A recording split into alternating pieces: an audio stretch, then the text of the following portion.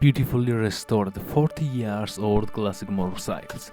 These legendary bikes have been given a new lease of life, showcasing the charm and character of vintage motorcycles, while preserving their timeless appeal.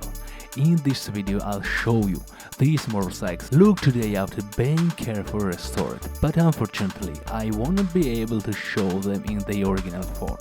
If you're curious to see what they were like before, I encourage you to Google their original state to get a sense of transformation.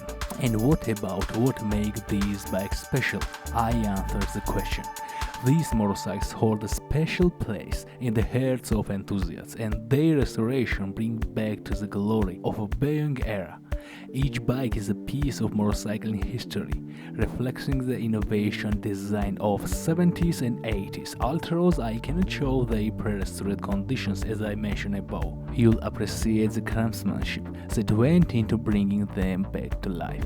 So guys, now you keep going, watch the video, enjoy these amazing and legendary bikes, and don't forget to subscribe for my channel. You know my channel is all about motorcycles and a trusted source for the latest insights into the world of motorcycles.